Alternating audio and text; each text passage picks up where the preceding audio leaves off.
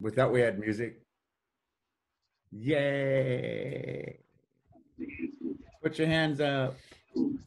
Say hi. The coffee, the cotton, the sugar, the people, the turtles travel faster than the bullets. They harvest the mountains. Jules just sitting there.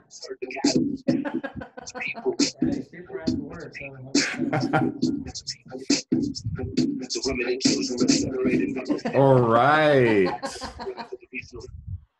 Thank you for that introduction. Good morning, good afternoon, good evening, friends and relatives. Siamanis Jalacha. So Hila Quinisanat Tacho Tikaya Siamanis Jalacha. So it's true, my heart is enlightened to be here with each and every one of you. And welcome to Freddie Lane Live. Actually, it's Freddie Lane almost live because we're being recorded and we're having some technical difficulties. So please bear with us. I'm Freddie Lane. Before we begin, we're going to ask our elder, Jewel James, to open us up here in a good way. Jewel.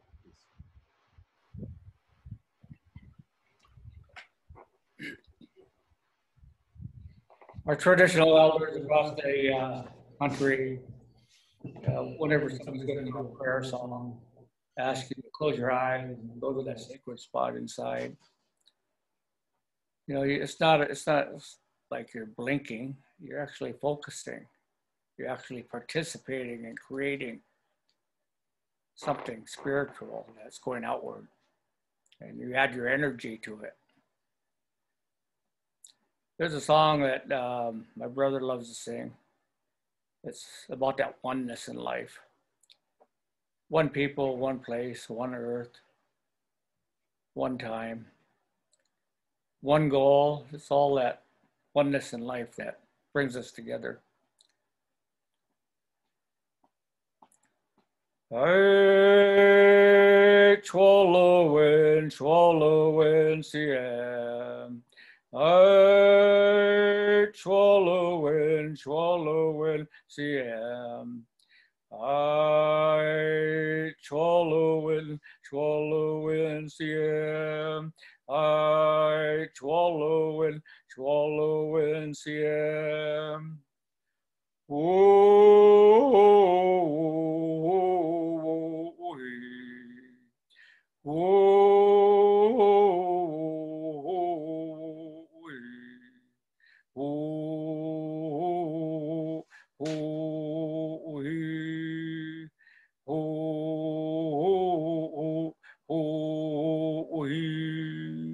We pray that we're all part of the oneness of life around us. High strength. Hey, Sam. Saskia. We're here in the same room.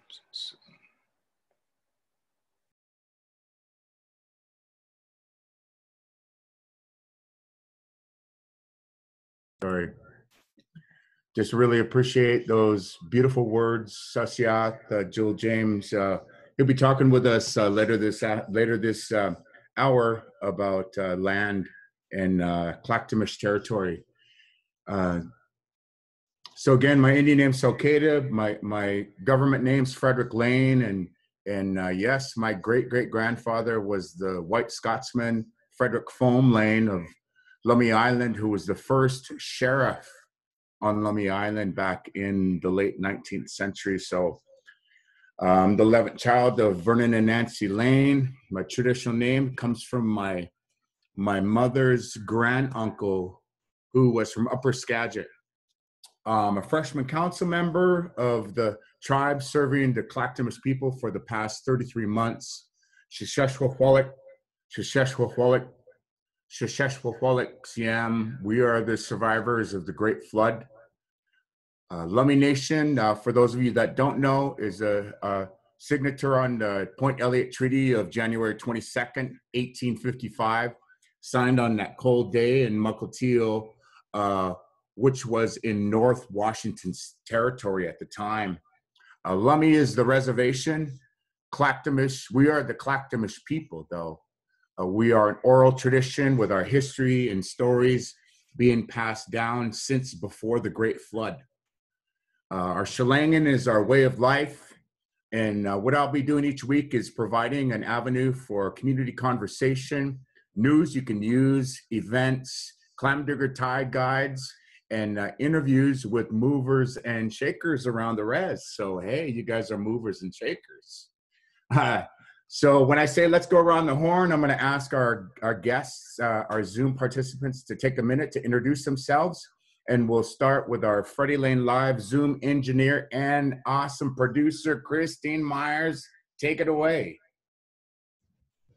Howdy-do. My name is Christine Myers. I'm an enrolled member of the Choctaw Nation of Oklahoma. My ancestors come from the early interpreters, treaty negotiators, and family members of Mushlatubi, who migrated over into Oklahoma Territory. So I descend from the Pitchland, Folsom, Harris, and Whitman family lines, Whiteman family lines. And so we were part of more the Methodist and Presbyterian. We don't say clans anymore. We say, what church do you go to?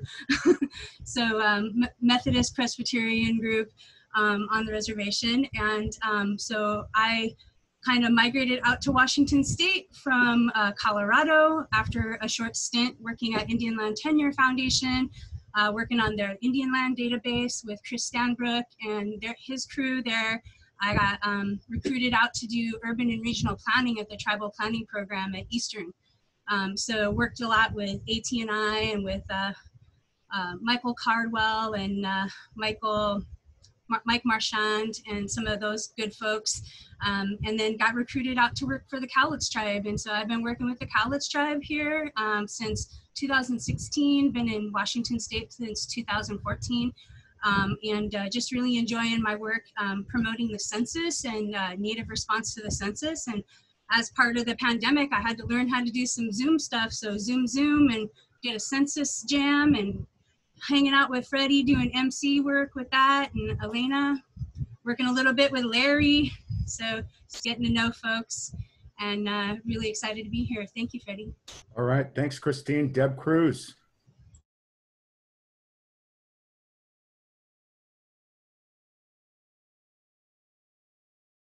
Oh, hi, I'm Deb Cruz, and I'm with the Bellingham Unitarian Fellowship, and I'm also with Justice Washington as a UU State Action Network for Justice Issues, and we do focus a lot on Indigenous issues, so we're building solidarity teams and solidarity work. And Deb has a killer laugh. Elena Heiska, friend, and welcome. Anugwitu, Hinchopatsi, Tulchals, Quigniles. I'm Elena Kapoman. I'm a citizen of the Quinault Nation. I am a tribal partnership specialist with the 2020 census, and this is my second decennial. And I am very fortunate to have got to spend some time with Freddie and come help out with the Commod Squad one day and meet those awesome folks, and always enjoy my time up in beautiful Lummi territory. So thanks so much for inviting me along today. Siokwiel. ACM. Thank you, Elena. And just so everyone knows, Elena got an elk, or was it a deer, this past week, and you know, she's exercising. I just always think that's really cool for one of our relatives, you know, especially our women warriors that are out there.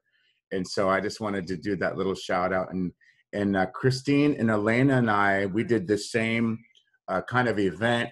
I was kind of as stressed as I was. Now that we're just recording and it's not live, I think I'm a little bit more relaxed. But we did a really awesome, we called it a census jam, and we did our first show. And so that's where I get the inspiration for today. And so no Candace Wilson on tonight unless she's on. Teresa Taylor was invited. And we're also honored to have our Washington State Native Democrats coordinator, Larry Cordier. Larry, introduce yourself. And Indian name. My name is Larry Cordier. I'm a Lakota from South Dakota. My dad was Dick Cordier from the Sikangu band. My mom is Phyllis White Eyes from the Oglala band. I was born in the Black Hills, raised on the Rosebud, but I've been out here for 40 some odd years, different occupations. I earned my NPA with my son. We did it together. We did our bachelor's together, our MPs together from the Evergreen State College. It was a great experience, and I love the whole thing. But I'm here to talk about getting the vote out and making our voices heard. So I'll be talking a little bit more about that. But meanwhile, let's get to introductions. Thanks, Larry. And cousin Melanie. Melanie, introduce yourself. How you doing? Good to see you. Nautiam Diabolita Tanasna. Good evening. My name is Melanie Solomon, as Freddie said, and we're cousins from the same family. Cousins. And I am the small business grant coordinator for the tribe. We received some CARES Act funding, and through that, I'm going to coordinate $1.5 million in small business interruption grants. Yeah, that'll be great. And we'll be talking with Melanie just here after we get to our news. But before we get to our news, I'm honored to have been sitting on the public health team with Dr. Christina Toledo Cornell. She is our Lummi Public Health Officer and Physician at the Lummi Medical Center. Dr. Toledo, why don't you introduce yourself? And as we ask everyone to mute your devices and stop your video, thank you. And go ahead, Dr. Toledo. Thank you, Freddie. Hi, everyone. I'm Christina Toledo Cornell. I am originally from Brazil. I've been living in the U.S. now for about 19 years. I moved to Washington State about 3 years ago to work here at the Lummi Nation Tribal Health Clinic with my dear friend Dakota Lane, who went to medical school with me in New York City. So we're very, I feel very fortunate and really privileged to be here working with his people who have known a lot about it since our time in medical school for the last 10 years. I live here in Bellingham now, and I love the community, and I'm very excited to be here. Thank you for having me.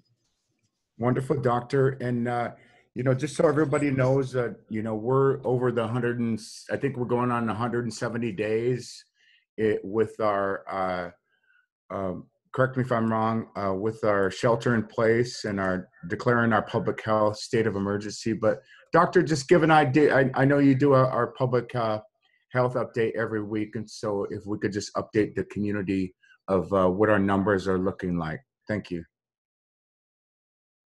Sure. I do have a little PowerPoint that I could show with some numbers, if that's okay. Definitely.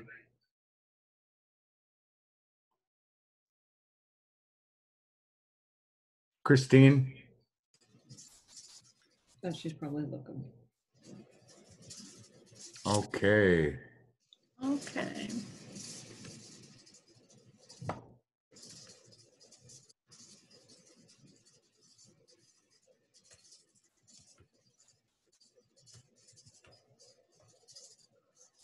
Okay, can you see it?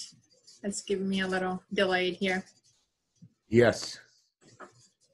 I don't know if you can see it, but the first slide, mine is just giving me a little blue round thing going on. Yeah, we just see the first page, the public health update. Okay, let me see if I can move without me seeing it.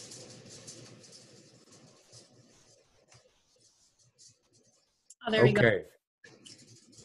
Okay, so this, some of you may have seen this graph before, but Dr. Freeman at the very beginning had put it together for us, this logarithmic scale graph that sort of allow us to track how quickly we're doubling our numbers.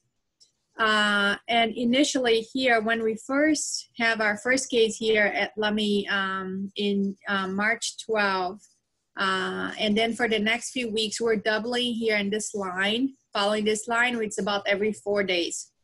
So that was a very tense time that a lot was happening because it sort of took us, we were expected to be here, but we didn't understand it was going to be sort of so much and so quickly.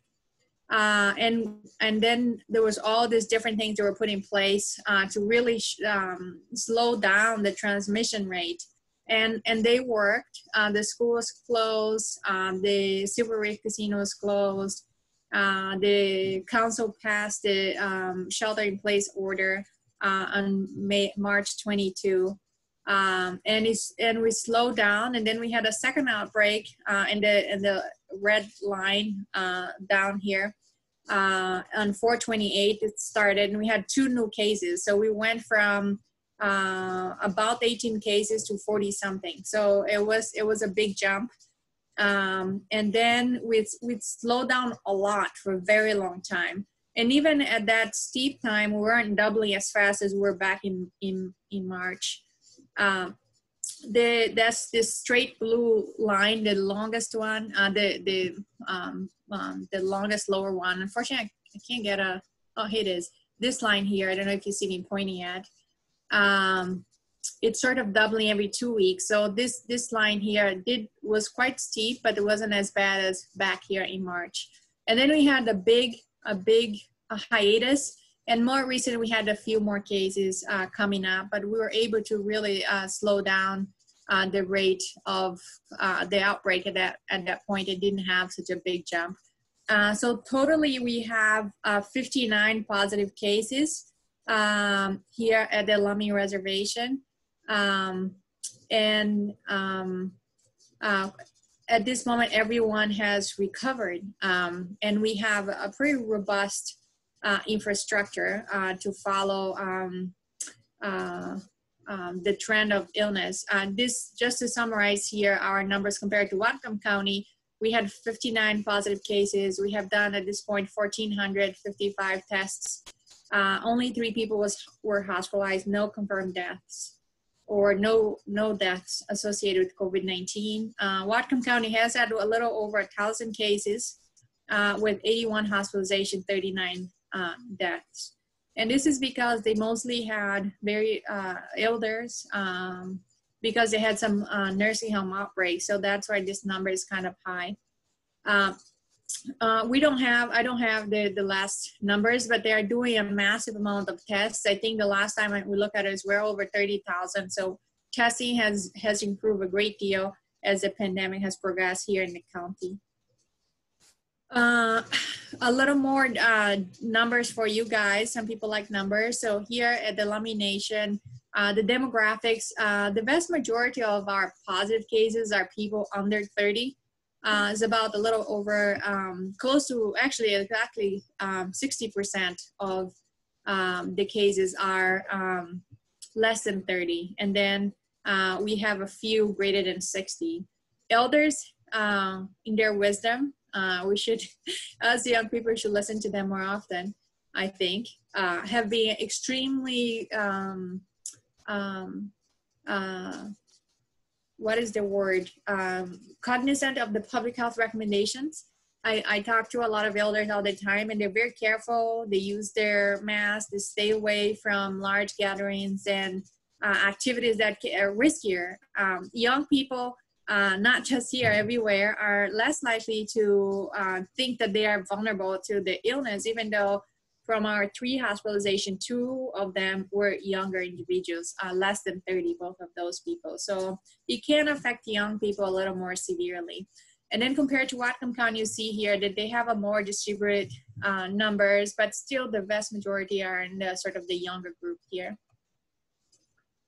That is what I have in terms of our numbers. I am going to show to you guys I think I closed it, unfortunately. But the Washington State, let me see if I can get it.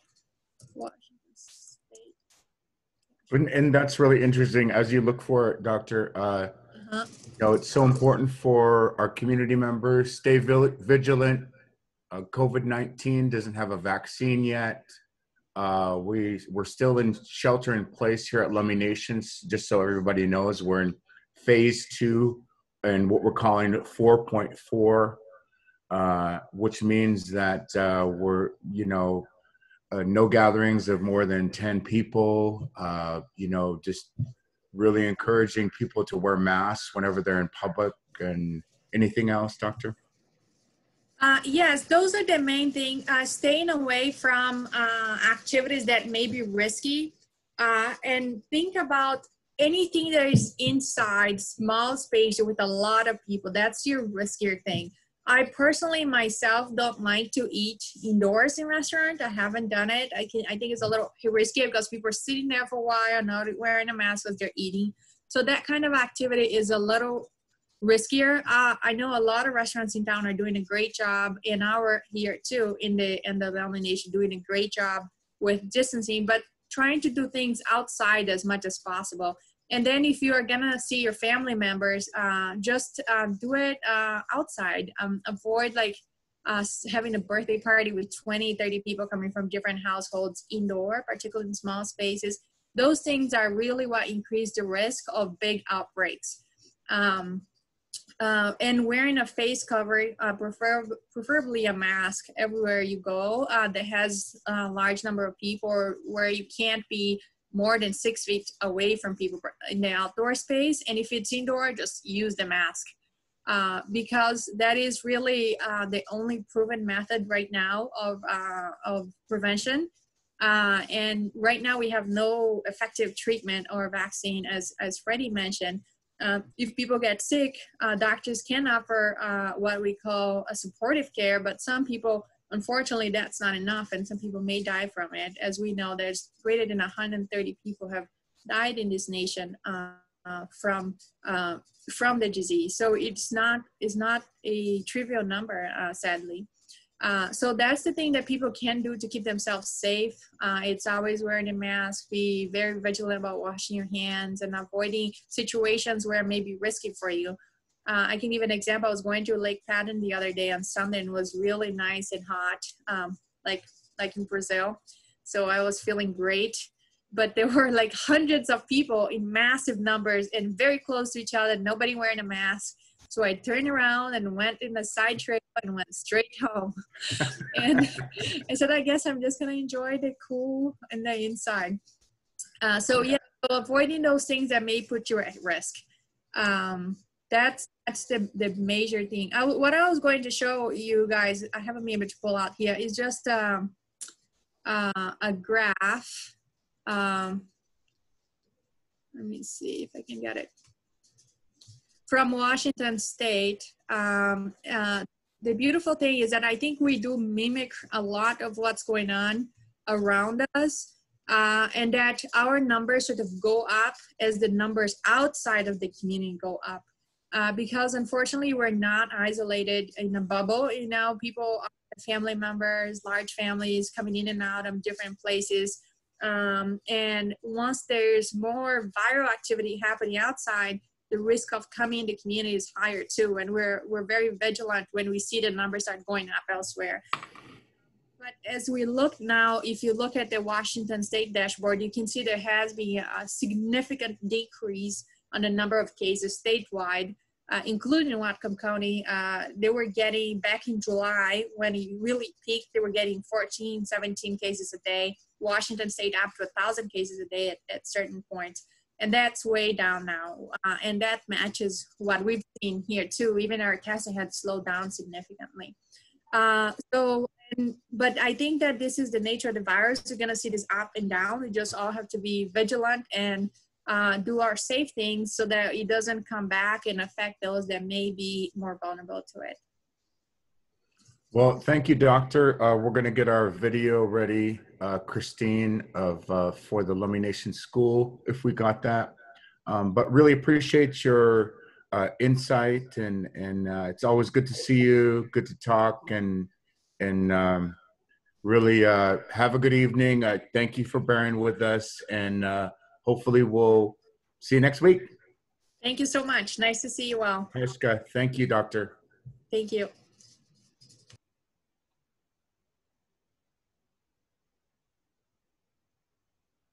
And Christine's getting our video ready. It was taken live today.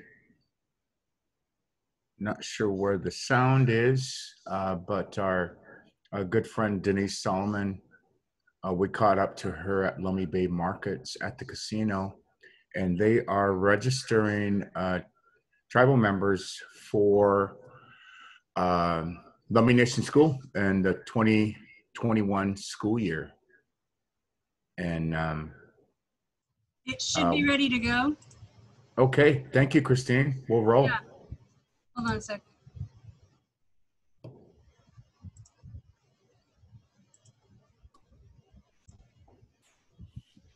And attention all Lummi Nation school parents. We're here at the Mini Mart with our good friend Denise. And your name, ma'am? Jane. Jane. Denise, what's going on here? How can kids start signing up for class? Good afternoon, Councilman Freddie. We are here today. We are accepting applications from K to 12 for new students, and we're doing 100% distant learning at Lummi Nation School. We believe in the safety of our children and our high-risk people, so this is why we choose to do 100% distant learning. Today I have with me teacher Jane Brown. We're sitting here together for you all to come down and sign up your children if you'd like to have them attend Lummi Nation School 2020-21. And then Denise, you mentioned you might be here next week on Monday and Tuesday, and then you say you might go to Comods tomorrow? Tomorrow I'm planning to go to Comods for the food bank, so if you have kiddos that would like to come to our school, please feel free to ask for an application. We'll gladly hand that over to you. Yes, and how can they get a hold of you if they can't come and do it personally? If they can contact me through 360-746-9819. Also with the packet that you receive for applying for your kids to come to school, you're going to need their immunization form, their tribal ID, and their birth certificate, photocopied and attached to the application. Okay. Thank you. It's good seeing you both. We'll see you again soon, and see you at Comods tomorrow. ACM.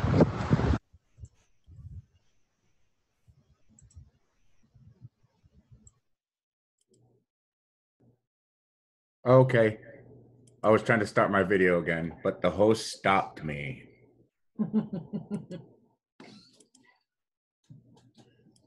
And so thank you, Christine.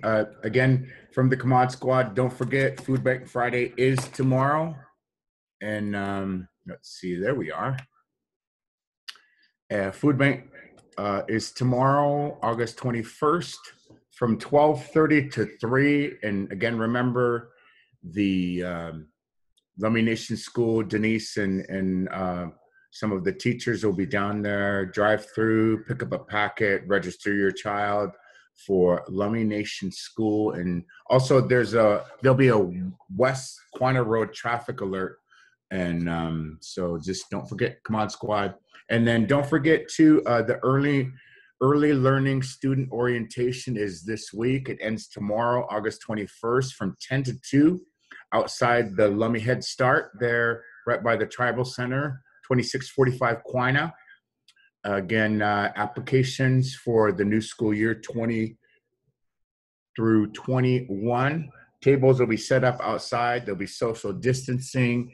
There's a registration form. And if you want to give them a call, 360-312-2444. And don't forget, even though it's raining, there's a burn ban in effect. Remember, only you can prevent a forest fire. And now, as mentioned earlier, we got Melanie Solomon to give us some news we can use from the CARES Act funding and her work she'll be doing with Treasurer Pierre of Lummi Nation. Melanie.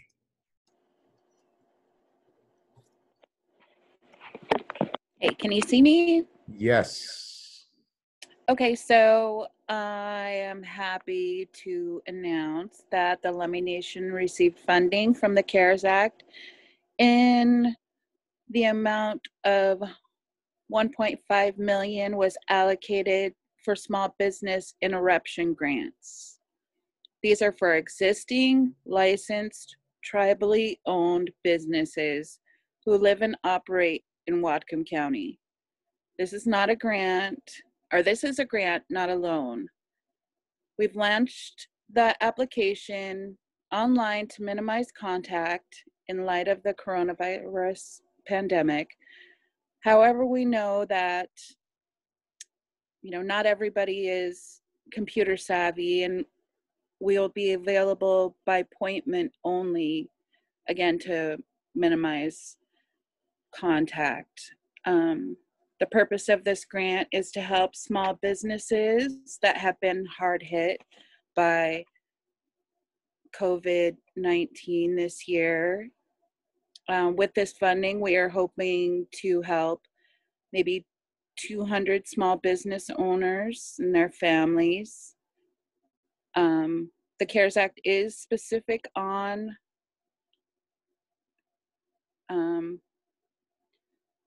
this funding, and not all expenses are going to be allowable. So things like salaries, healthcare costs, mortgage, utilities, leases, anything that's going to keep your business up and running, those are allowable costs.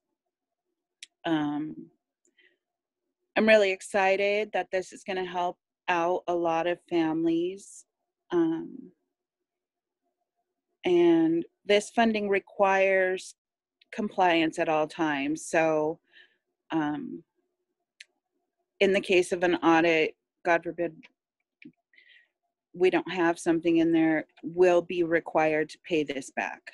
So I'm going to stay vigilant about making sure that all of the grant files are as complete as humanly possible, so that we can ensure that our small businesses out there can keep that funding and, help our tribal economy begin to recover from this. I will have an assistant coming on board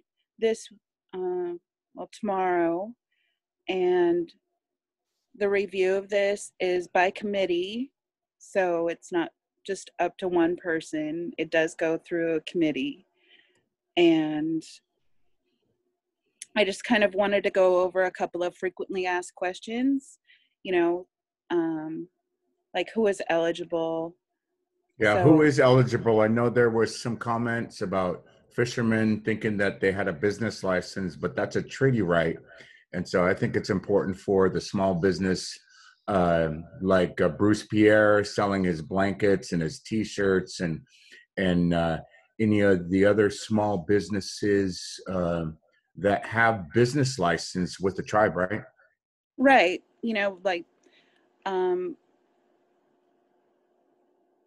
Anybody who purchased a business license between 2019 and February of 2020 will be eligible. We understand that not everybody renewed their license because we couldn't even go outside, and we couldn't come up there to renew our licenses this year. And that's why we're going back a year, so that we can make sure that all of those businesses are eligible for this. That's great. And then Mel, how do people get in touch with you? So my phone number is 360-312-2499. And then to pick up an application, it's all online, right? Exactly. It is all online, and we're trying to minimize contact. And this way also, the surveys are weighted, and we're able to just have a lot of it scored with technology, rather than having to go through every single question one by one. Just trying to make it as simple as possible to help everybody, as many people as I can, until this money is exhausted. Well, good work. Glad you came on, and it sounds like it's going to be a great a great opportunity for a lot of Lummi tribal members. 1.5 million is the CARES Act. So make sure you get a hold of Melanie. You can call the Tribal Center too at 360-312-2000 and then ask for Melanie. And I believe her extension is 2499. Yep. All right. Thanks so much, Mel. Thanks for being with us on Freddie Lane Live, and appreciate you coming on and give our regards to the treasurer, ACM. All right. Without further ado, I'd like to call on my good friend I met over this past primary election in March, and his name is Mr. Larry Cordier. He's we toured across the state, going traveling res to res, and Larry he works for the Washington State Democrats, and I know the convention's on. I know Deb Holland is probably speaking right about now at 6:12, which is the time right now. But Larry, go ahead, take it away. Good to see you, brother. Thank you for inviting me, Fred. And we had a blast on that tour. It was a great effort. We had so much momentum going. There was such a great feel out there. There was a lot of voters who were registering for the first time, not young folks, older folks, old as me even. And there was a lot of energy about what we do with this president that we have in office. People had a sense of, I don't know what the word would be, sense of alarm, sense of, there's a serious sense that we needed to do something. And that was a lot of traditional people. That was fishermen on the river. There are so many reasons why that this is probably the most important election in our lifetime. There's so many things that are on the line. First and foremost, in that I feel is the environment. Global warming is a giant issue, and this administration just won't take any consideration to the future of the nations, not the native nations, not even their own people, and that's really a shame. Our Mother Earth is suffering, is sick, and has a fever, and we need to do the work to to reverse those effects. So that's one of the motivations for me. But also, it was such a great time because I really love Washington. A lot of the reservations I went to had a blast, meeting tribal leaders.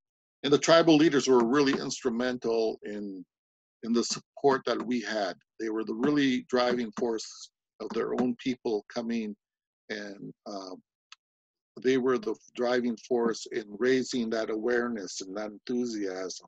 So we had some really, really good reactions. And that was good to be part of, and it really made my heart feel good because it's an important issue, and a lot of people are seeing it, a lot of our Native people. And that's why our work, Fred, very important. It was really good to collaborate on that. And so I'm working currently to register to vote, register folks to vote. Since we're in the land of COVID, we're in the days of COVID, that means we're going to do it virtually. And that means I'm going to be training folks online on their reservations with the curriculum I'm writing right now to contact their own people, to use their own voice, not the voice of the society at large, but illustrating our concerns about the future of our people, of our culture, of our way of life. Because if the salmon do not return, then what's going to happen to the people? What's going to be a way of life that the people are going to have to survive? So it's incumbent upon us to, defend those treaty rights. That's a treaty right. Your right to fish is a treaty right. So those are things that need to be defended. The sovereignty of our nations need to be defended. And that means the future of our nations is at stake. It's, yeah.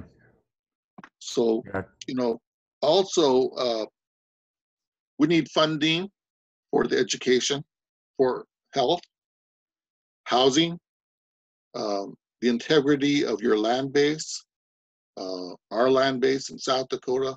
You don't want a pipeline running through it. Doesn't make sense. You got the biggest aquifer in the whole nation, and you're going to go pollute it. There's just no sense to that. So those are the kind of issues we need to have reversed. We need to work hard. I'm looking for volunteers to do that. Volunteers to phone their relatives, phone their friends in their neighborhoods.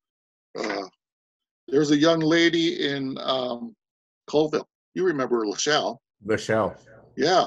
Lachelle, what she does a virtual doorbell. And what that means is they get a packet. They make up a packet. They were making up a packet of voter registration forms and census forms. And they'd go to the door, give it a knock, and then tear off out of there so no one gets endangered. And I thought it was pretty cool. We really have to be creative on how we reach our people. We really do. And I'm working to figure out how we do that safely, but effectively. We really have to exert all the energy and force that we can do this.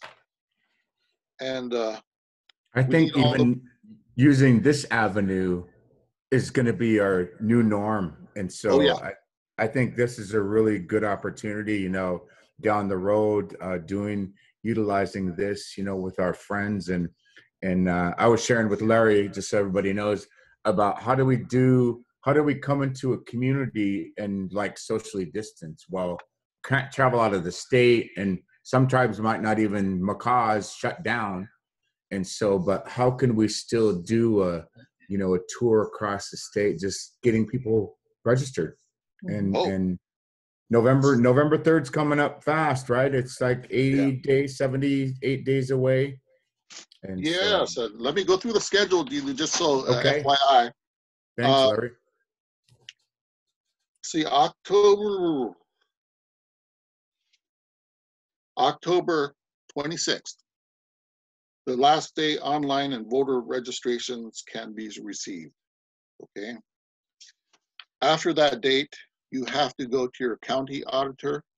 You have to register in person and get your ballot. So that goes up until 8 o'clock on November 3rd. But I would suggest that you register early, you get your ballot, and what I'm suggesting from tribal councils, and it's, that's completely their business. I'm not telling them what to do.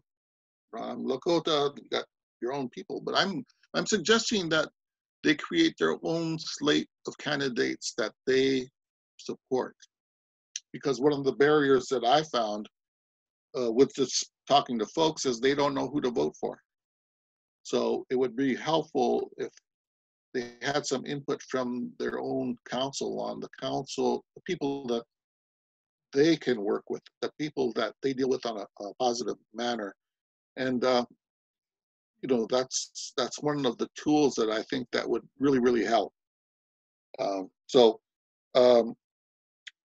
I'm trying to have people designated on each reservation to be that center person to organize the phone calls, the doorbells, and someone I can, pass on campaign materials to.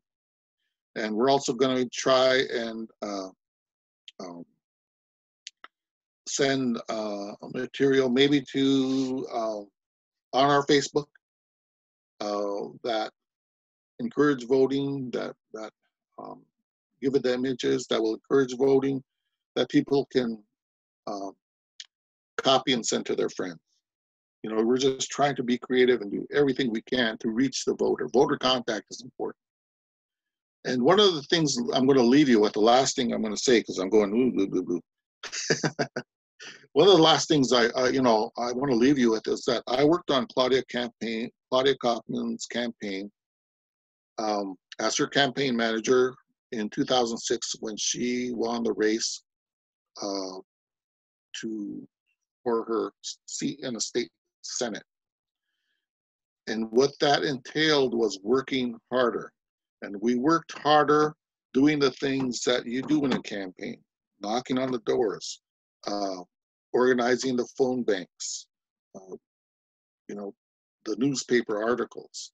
And those methods work. The voter contacts works. We just have to use those and put those in a native context. And we need to be effective as we can. We need to get people to step up and have their friends vote, have their friends volunteer. We need everyone to step up. So and me and Fred may be planning the Res Tour in October, not sure. Hopefully we can, hopefully it'll be blast too. I just love traveling the state. We have great people out there, on each and every reservation. There's so many great folks out there. And I just love meeting people. And, Fred and me, we just kind of a good force out there, having a lot of fun with it and making a lot of friends with it. And I thought we were pretty effective. It was a great tour. It was a great tour. We couldn't finish, but it was a great tour for all the reservations we did. We were able to land at. So yeah, so everybody, COVID hit, and then we did our res all the way around, and then we had to stop in Nisqually. We had just a few tribes left, and it was just really unfortunate. But Larry, how do people get in touch with you if they need to call you? Well, you can call me at 253-335-8865 if you want to volunteer. Or let me see, can I text in my email address? Of course. Or it'll just say, let's see. Good, share screen. I'm at Larry at wa-democrats.org. And contact me there and we'll get you fixed up if you want to help. And we sure could use it. It's going to be a critical election. Victory, November 3rd. It'll happen. We got to make it happen. Yes, and we are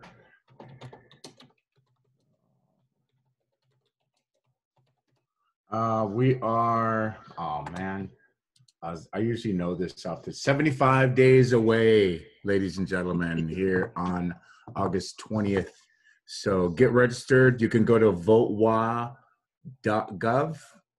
Yeah, Larry at vote-democrats.org or votewa, or you can visit our Facebook. Or what's the Facebook name? WA Dems Tribal Organizer. All right. Larry Cordier, everybody, round of applause. Thank you, Fred. Appreciate it. Thank you, everyone. And I got to go see a convention. The crowd is going wild. Good to see you, Larry. Thank you. Did you like that, Elena? And our next guest is Miss Elena Kapoman. She has fresh deer and elk. If anybody needs any, yes, Elena, I need a big roast. If you would turn on your video and we could see your beautiful face. As you could see, I'm kind of learning. I have a cool way of putting a background behind me. But Elena is a good friend. Just met her over, geez, I never knew her a year ago. I will tell you that much. But we're good friends. She's working with Census 2020. Don't forget, if somebody's going to come knocking on your door, if you haven't got, your census in, come to your census. But don't forget, it costs, every person not counted, it costs $3,000 over the next 10 years until 2030. And so everybody needs to be counted. Elena, take it away. Well, and just to add what you just said, Fred, it's $3,000 per person per year. So in 10 years, that's $30,000. And if Native America has an undercount of almost 5%, that's so much money that we're not getting in our communities for Head Start, for roads, for emergency services, for COVID relief funds. We're not getting represented accurately in redistricting and in apportionment. So it's the census impacts our lives in ways we don't even realize. And I appreciate being able to come on here and share some things with y'all. Big shout out to the Na'ilahi Fund. They are the primary tribal organization in Washington State that manage the funds that the state had set aside for census. They gave out grants. They had the Trusted Messenger program, which was very successful. They are currently doing their canoe race. So I'm just going to show you my little tablet screen here. You can see that. Those lovely ladies. If you can go to their website, and then they have the canoe race down here, and it's kind of cool. Every 2 weeks they update the information. So you can see the little canoes moving. Here's the date. And let's find Lummi. This one's Lummi right there. This guy. So today, the Lummi Nation, 54.7% of homes on the reservation have responded. The national rate is 64.1. So enumerators have been deployed. They're out in the field right now. They started on Lummi Reservation. There are 5 people currently. They're trying to get some more to just get it done. All of the enumerators have been trained to practice social distancing, so they'll be wearing their masks. They were issued PPE. They have hand sanitizer and masks. They'll come up and knock on the door and step back at least, 6 feet to do the interview. You still have the option to go online. So that's www.2020census.gov, and you can respond. Takes 10 minutes. Just respond online, and you're done for 10 years. You can call. So in the West Coast, it's open till 11 p.m. and it opens up, the phone line opens up again at 4 a.m.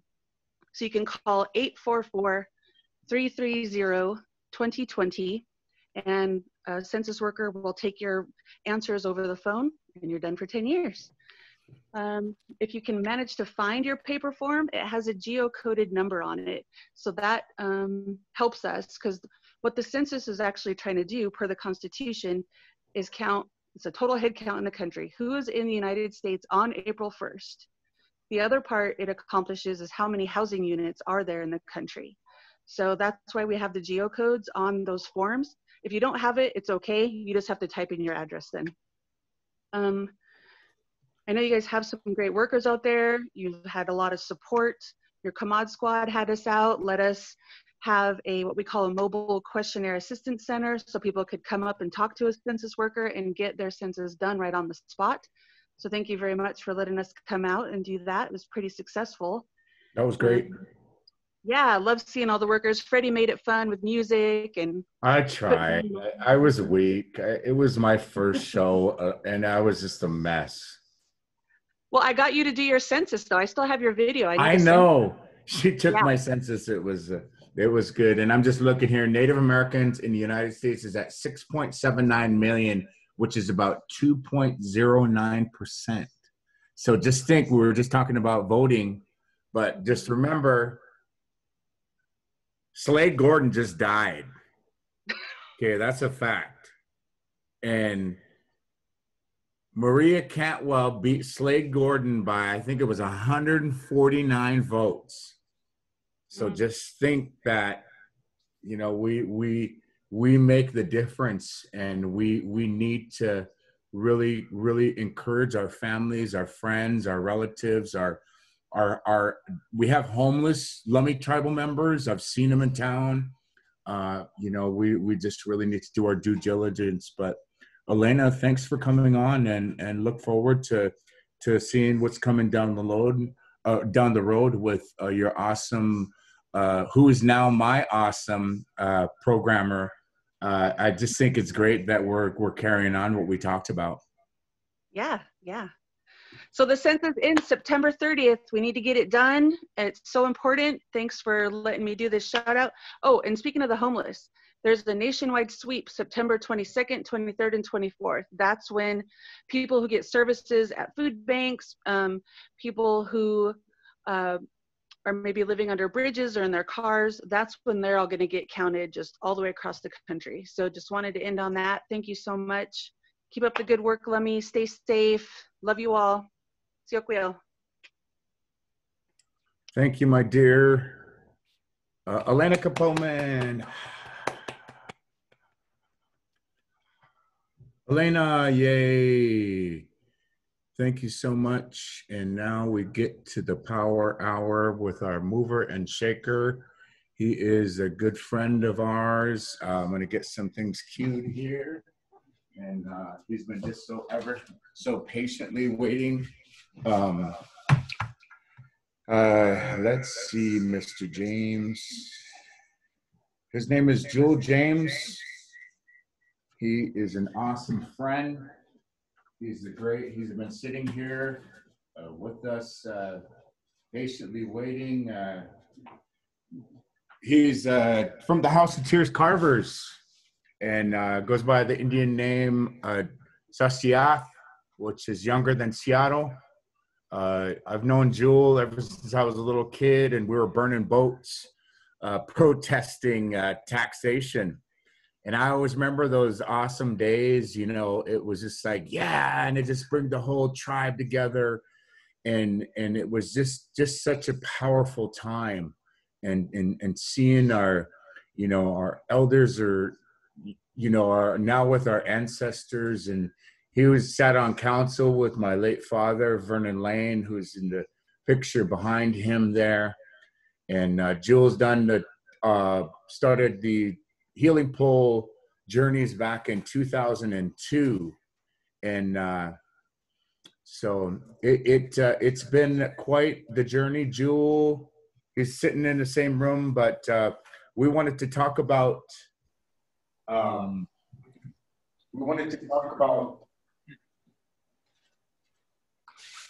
land. Jewel, I'm gonna turn it down. Sorry. Go ahead and test your mic. You're talking about Northwest Reservation lands?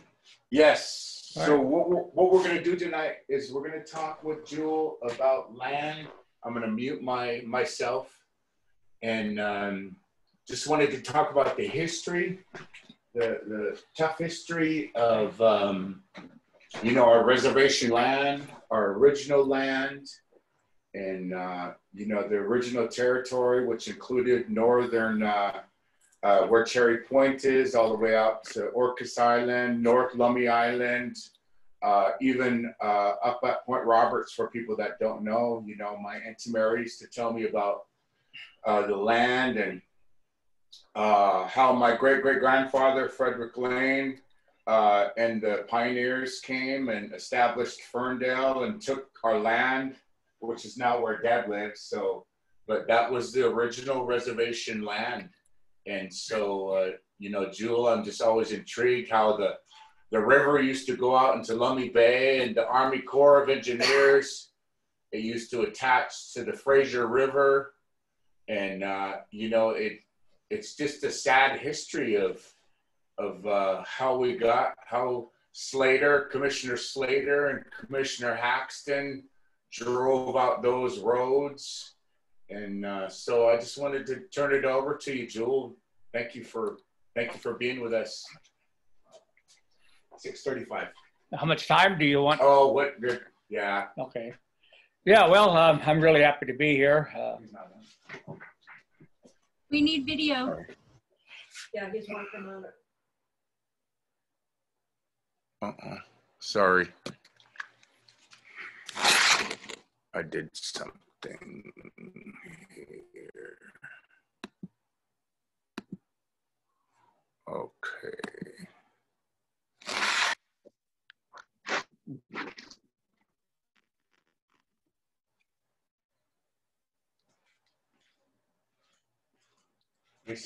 Thank you. Well, I'm really happy to be here. It's okay to Freddie Lane.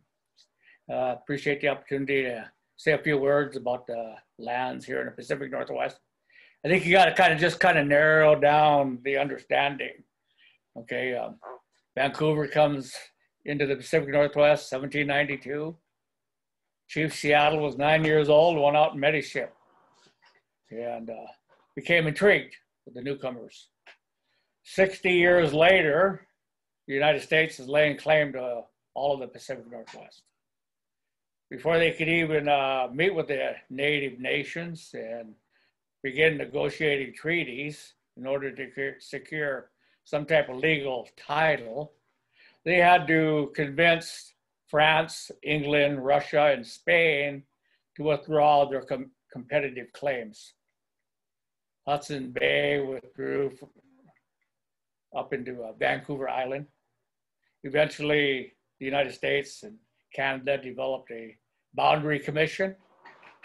All this was happening as pioneers were coming into the Pacific Northwest. A lot of tribes were really upset because people were laying claims to their territory, and there was no treaty negotiated. So the United States Congress authorized these treaty negotiations. They sent a model treaty with the Omahas back, and George Manypenny of the negotiating team here with the Omahas set the example of which type of treaty the United States would secure here in the Pacific Northwest. You find in the Treaty of Point Elliott and the other Isaac Stevens treaties reference to the treaty with the Omahas. Well, these boilerplate treaties, they're negotiated within 16 months all over the Northwest. Oregon Territory at the time, before treaty negotiations, consisted of Washington, Oregon, Idaho, and Montana. Later on, it was divided into Oregon and Washington Territory. And Washington Territory was, the governor was Isaac Stevens, an Indian agent. And so they began the negotiations. And of course, Lummi is a signatory to the Treaty of Point Elliott, 1855, ratified by the Senate in 1859. So it became binding upon the United States that year. In reference to the reservation itself, it was pretty general until boundaries were surveyed. And this is where some of the history gets kind of confusing, because our treaty referenced the island of Chachustin. And you have to know your history. Up at Ferndale, there was a really large, antiquated log jam. Been there for generations, before the white people came, and it caused the rivers to split. You had a branch going out towards Bellingham, which is now Bellingham, following kind of the going south and east. And then you had one that went kind of south and west. That was the old Lummi River. You can't even find that now. It's been filled up with by the farmers since then, pushing dirt into it constantly. Now you see the Red River. So a lot of people think the Red River is the Lummi River. That's not true. I was with the late George Kagi, and he brought me up there and showed me where the old river was and wanted me to remember that. And I know the late Gordon Charles was concerned that we should know that river bed was 12 feet deep, even though it was dried out by then.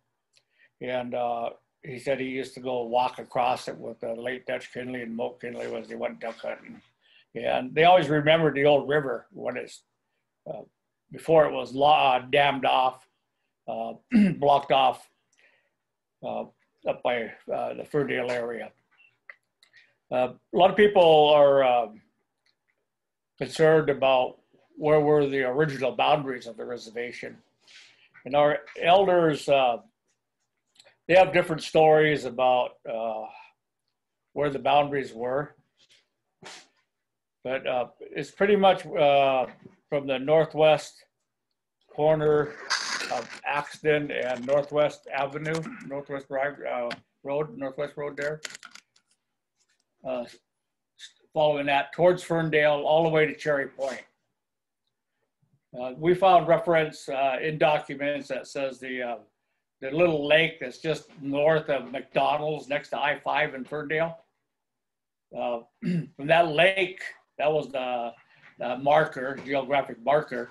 Then you want to proceed to Station B, which is Cherry Point. Now, for a lot of people, you might not think Station B is significant, but it is really significant to the Lummi people. It was 3,500 years ago. It was a thriving village for us, you know, and so we have a lot of ancestors there. You know, my mother was Simiama, Lummi, you know, and Casey and Nanaimo. You know, and so that area is important to us as Lummis today as well. We're Lummi, we're Clallam, Snoqualmie, and Duwamish, you know, and so the whole area that's in dispute amongst here in the Pacific Northwest dealt with the island Ocomalum, the mainland Ocomalum, the central or coastal Salish, and the Lasuchi.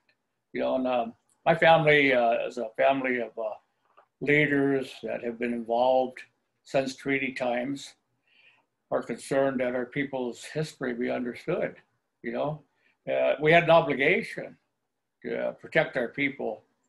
My great-grandfather, Peter James, he was really active as a Snoqualmie Duwamish and a member of the early Federation of Unrecognized Tribes that sought to make sure those tribes that were not located on reservations were securing rights and promises that they had from the United States. You know, and he married into Lummi, and he was involved in trying to get benefits to the Lummi people. He met this young doctor, Boynton, who had no office. He came from New York and just located here. And Peter James was telling Dr. Boynton, you know, our people have no medical health, no medical care. The United States made a promise in the treaties to help our people. You know, and Peter James married into the tribal leadership family here at Lummi. And so he was active both on his own interests as well as that of his wife, and invited Dr. Boynton, where now we have Boynton's Point, to locate out here. And Dr. Boynton said, oh, if you can find a place where I can live, I'll build a small office and provide service to the Lummi people. Well, we didn't know that he was going to lay claim to a lot of land on Lummi. And so what we got going on here is land on the reservation and land taken from the reservation, but we don't know, but the reservation boundary is still ambiguous at this time. From Ferndale, basically following Main Road all the way up to Cherry Point, that land was somehow taken from the Lummi people. You know, you go up to Pioneer Park today and you'll find a lot of old pioneers. They don't like the Lummis. You know, they get a little insulted if you talk about anything that pioneers did. Well, you know, that was the horse racing grounds of the Lummi people when the first pioneers came in. That's where we met with them. A lot of those pioneers in that area married Lummi women. You know, John Tennant, you know, he not only helped plot out, here's a surveyor, Ferndale, but he got involved in various activities at the county level, you know, and he helped establish churches in Ferndale and Orcas Island and Linden. And his wife was from the leadership families of Lummi. And you know, that was my great-grandfather's sister. And you know, you were mentioning earlier how Freddie Lane came here and he married, as a young man, he married a Lummi woman, you know, and had many kids, 12 kids, you know, and those kids, a lot of them stayed here at Lummi's.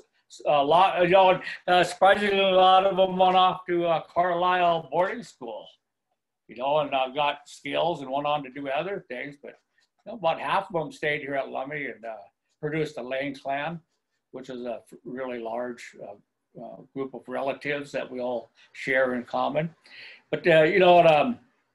Your own dad was really sensitive about the land claims. At that time, he and some of the other tribal leaders were talking about the Great Northwest Land Claims case. All these treaties that referenced the Omaha treaties said that the land would be assigned out. Basically, the tribe owned it, but if you stayed on it, worked on the property as the head of the family, it's your land. But if you leave, it could be assigned to somebody else. But what happened is a couple things. Those men that married into Lummi were able to take their Ferndale property and get it moved outside of the Lummi boundaries somehow in about 1866. Okay, you know, this is good old boy stuff. You know, some of them hated Lummis and some of them loved their Lummi wives, you know, and stayed with them all their life. But the thing is that under the good old boy system, you know, records got changed and land got taken. And this created a panic at Lummi. You know, we had a lot of squatters along the north and northeast boundary. And so the Lummi leadership said, we're going to have to assign the property out according to the treaty right now. It's too much land to be taken. And the farmer in charge not protecting the Lummi interest. You know, and they were pretty upset that Charles Finkwater, who married a Lummi Semiahmoo woman, was not taking the best interest of the Lummi Nation at heart. And he was actually a little more concerned about the squatters, you know. In fact, when it push came to shove, he recommended that they take that land the squatters were on and extract it from the Lummi boundaries, Lummi reservation, redraw the boundaries. So rather than protect us, he protected the squatters. And so they came, they took that new survey, 1872, 73 executive order. President U.S. Grant signed it, and they changed the boundaries of the Lummi reservation. You know, and now you go up along up the Nooksack River, then up to along Ferndale Road, hit Slater Road, and go to Sandy Point. Yeah, during this time, when you got to Sandy Point, it was supposed to follow the Tidelands. It also cut off the land that was owned by the Lummi people on North Lummi Island. And some people claim, oh no, we gave you Portage Island in exchange for that. You know, you didn't give us anything. We own that and Portage Island. You know, Portage Island, which is an island now, was connected. You know, we're being deceived by our own experience here because we see it as an island because now there's no land connecting except for at low tide.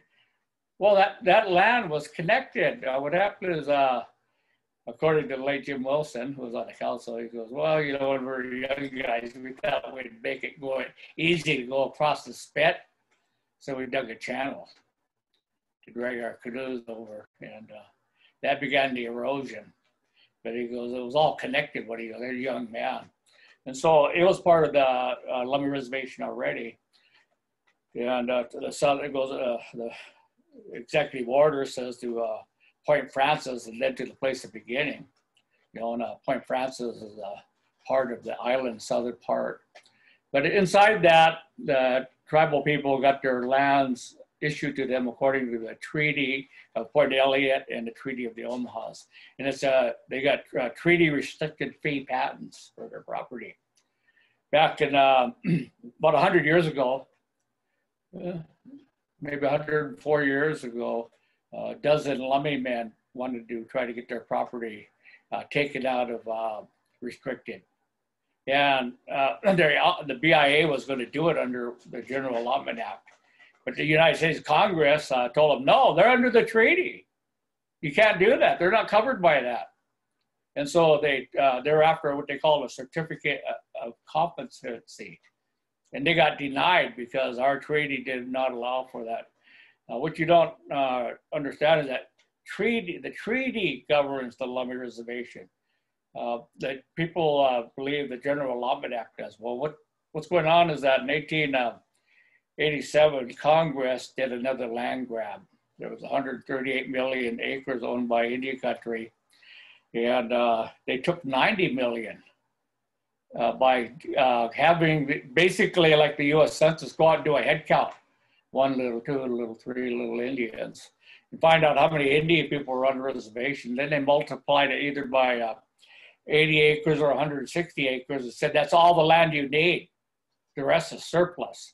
So like if you're Quinault, that was a huge surplus. If you're Yakima, that's a huge surplus.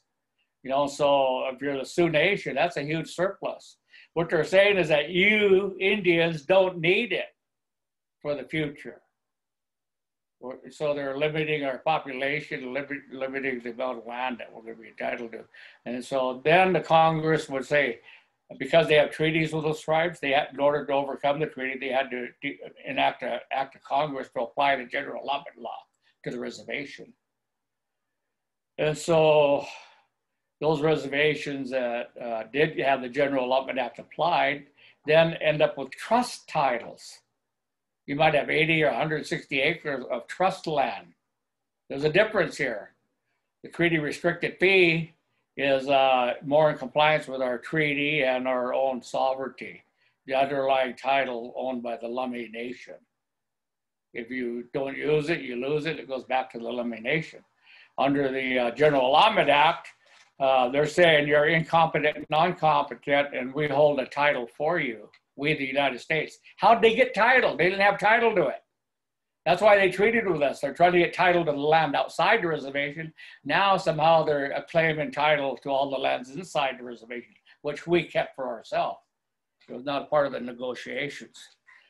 And so being as it may, that act got amended in 1910, giving the BIA power to sell, rent, or lease the land of incompetent Indians. And so according to the BIA, everybody was incompetent. And so for Lummis, all of a sudden they're treating all of our land as if it's trust property, trust land. And so they're selling it because Dr. Boynton had a claim.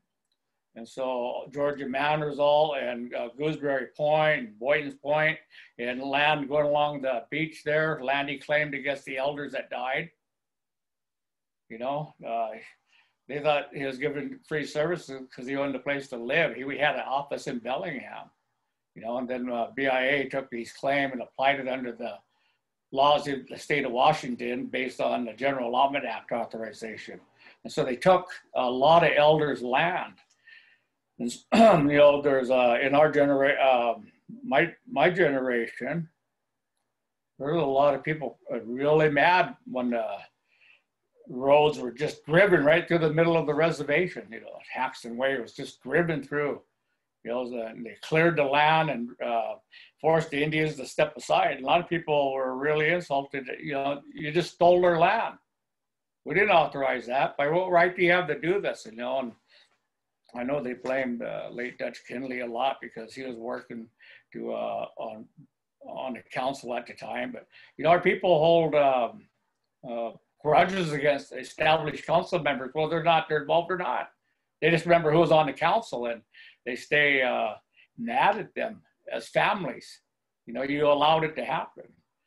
You know, so half of Lummi land has been sold under the General Allotment Act. And, you know, we had a battle over the Lummi sewer case back in 1983. And I was deposed for the federal court. Yeah, and based on my testimony as a researcher, Federal Judge Barbara Rothstein ruled Lummi's under the treaty, not the General Allotment Law. That's why the county gave us all their land within our boundaries right away. They wanted to settle right away. The state of Washington wanted to settle right away. You know, the anti-Indians that live up at Sandy Point still hated us, but they had to settle too, because they just basically lost title to all their claimed land. Because the treaty doesn't allow them to even be within our boundaries. It says, nor shall any white man be allowed to reside thereon without their permission and the BIA's. Okay, so it's not just the BIA, but the BIA claims they have authorized them to actually own the land itself. And so everybody settled right away, and then they went really quiet. Now you're starting to hear how they want to dredge that channel with or without Lummi's permission. We already been to court over that. We won. They can't impact the tidelands. They can't impact the shoreline. We won. But if the push comes to shove, it's not our fault. You got to understand, we're the victim here. We didn't ask you to come and take our land. We didn't ask you to buy up all the beachfront from a doctor that claimed it at a probate under laws that didn't apply. We never authorized any land sales as a tribal government. The Lummi Council has never ever done that. They've always sought to recover land. That's why we got, your dad was on the council. I was on the council when we got Portage Island back. You know, and we continue to do what we can to try to recover the lands that were alienated. It's sad. Not everybody is an Indian hater that bought land in Lummi. But the fact is that the BIA sold them a bad deal. Kind of like a con artist. The BIA started advertising cheap Lummi land, Portage Island land in 1908. They tried to sell it that early, with or without the Lummi's permit. Then in 1910, when the General Lummi Act got amended, they thought they had the permission. But see, the General Lummi law was never applied to Lummi because our reservation's too small, and we always had more people than we had land. That's why they told a lot of Lummis, go to Swinomish, go to Tulalip, go to Quinault. We'll give you land there. The BIA would tell those Lummis that have no land here. Families had to move, looking for land. And so, the land from basically McDonald's on I-5 all the way to Cherry Point, the industrial area, south to the reservation boundaries, following almost Slater Road from the shoreline at Gooseberry Point, or Sandy Point, heading towards the Nooksack River, became the new boundary, northern edge. All that land's disappeared. And then within the boundaries, the treaty assigned property that we're supposed to have forever for our children and children's children.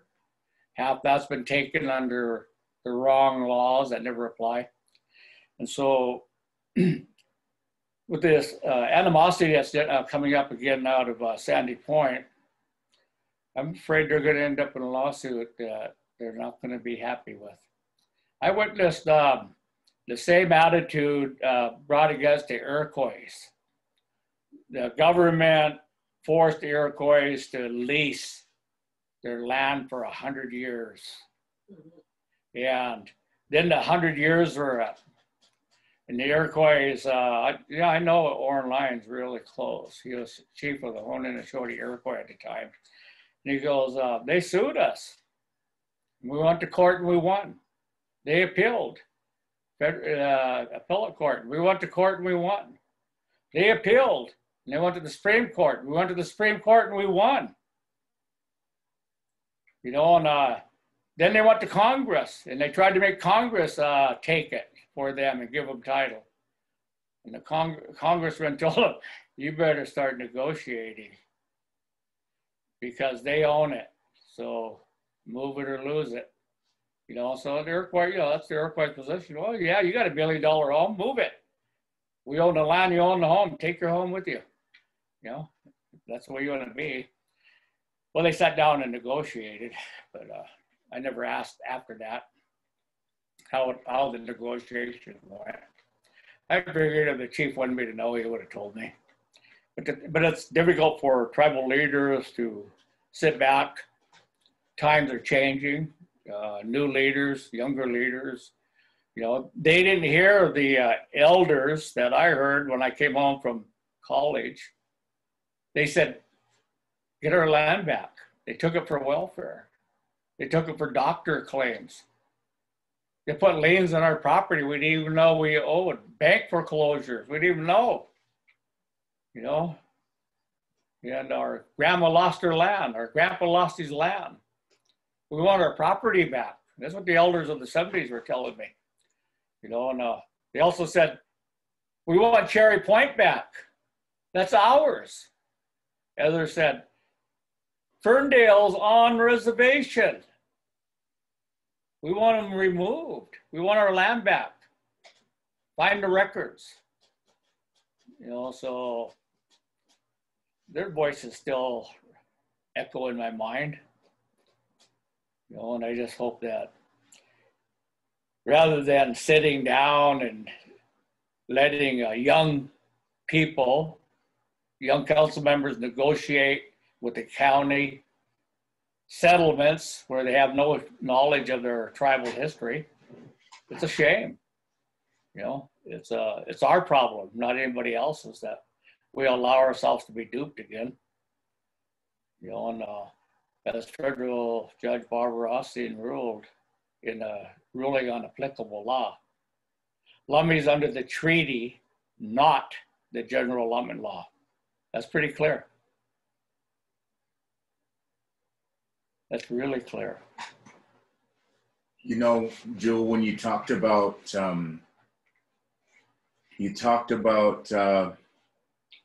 you know, the BIA has failed us. Our trustee, and looking at with what the current occupant of the White House has devastated our economy. Our trustee, again, is not only failing its trust responsibility to us natives that signed the treaty in good faith, but have failed the people. And you know, I wanted to know your opinion. You know, the University of Arizona owns our airspace. They own our gigahertz, they own our airspace. You know, the tribal council, Sam Kagi, Freddie Lane, they'd go to the airport and they'd tell them, quit flying over Lummi territory. That's our airspace. We never authorized you to violate our airspace. And they would reschedule the flights out and the flights in. Because they said, we do not want those planes flying over our powwow house, the big house, especially during the winter. And so they rescheduled any impact. You know, and it's, the BIA has two different types of trust obligations. One, because we have a treaty that we negotiated, and several hundred treaties were negotiated and ratified, you have what's called the Sacred Trust of Civilization. And in the Sacred Trust of Civilization, we entered relationships as equals. That's why the Iroquois say it's two-row wampum. We're both going along the same path, one sovereign side by side. But under Sacred Trust of Civilization, over time, when it gets better for them, it gets better for us. Better housing, better education, better food, better jobs, better economic opportunities. And so we have the same. But there's a huge, great disparity between Native Americans, who are the poorest people in the United States, and the United States. So they're not honoring the Sacred Trust of Civilization. They can't just say, well, we're going to starve you into submission. You know, there's no honor in that. And our treaty is not with the president, it's with the United States. The president, the Congress, and the Supreme Court are the checks and balance system that has to hold each other accountable. And so they owe a duty to all the Native nations that have entered those treaties. They've negotiated a lot of treaties with tribes like the California Indians and some of the Alaskan tribes, where they later on didn't ratify those treaties, but they still took the land. And so you go to court, they go, oh, we didn't ratify that treaty, but you still took the land. See, you didn't ratify it by a vote of the Senate, you ratified it by action. You still owe those tribes the Sacred Trust of Civilization. You know, if you're a nation of honor, you're a nation with a constitution, your sovereignty is based on the people. represent the people of the United States. It's their word you committed. And so that sacred trust of civilization is binding. Then what happened is through the courts and through acts of Congress, the United States started to ignore the idea of native sovereignty and start looking towards the individual Indian. You know, and this is the colonial process. It doesn't matter if you're Aborigines of Australia, you know, or the Maori of New Zealand, right?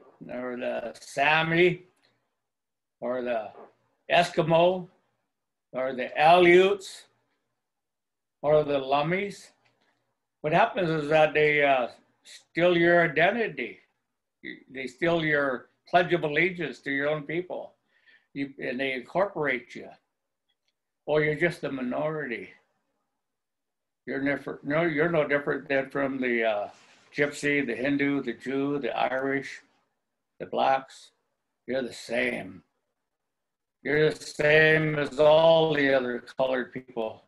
We don't know duty to you bigger than that. And so you become out there seeking your civil rights, battling to be one of them. You know, and I've always said, if you walk like a duck, talk like a duck, act like a duck, what are you? You must be a duck. You know, and it starts there.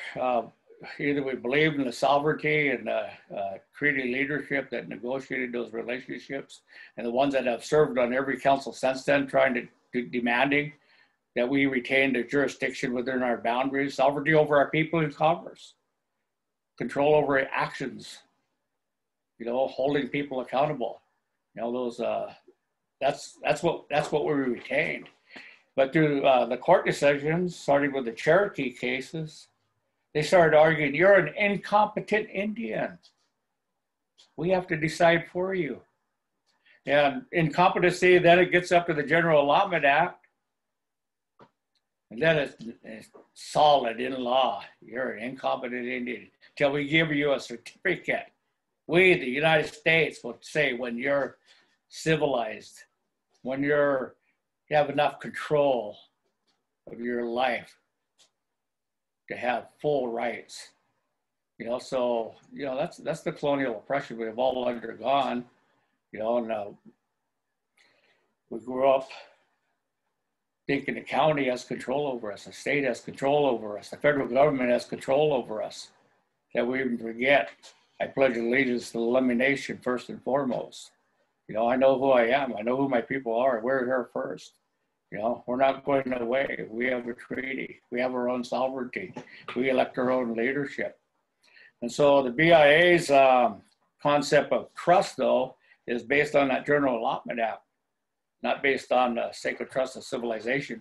So when we go to Congress as Native nations, we hold the United States accountable based on treaty. We want you to appropriate money for education. You promised education. We want you to appropriate money for housing because you want us to locate in one spot. We want you to appropriate money for health because you promised in treaties. So we're acting as governments. We're not going to the BIA begging for it as incompetent Indians. I remember the late Joe Delacruz says, man, there's nothing that got me more irate than to listen to some of our old elders from Quinault that we just loved because they fought so hard for us. They'd go to Everett and sit outside the agent's office all day, waiting to speak to him. And he would just ignore him. You know, that's something he had the power. He didn't have to do anything to meet with them, to help them. That was his attitude. We've gone through the, you know, here at Lummi, we've had agents in charge, teachers in charge, priests in charge. Somebody was always in charge of the Lummis, you know, according to the government.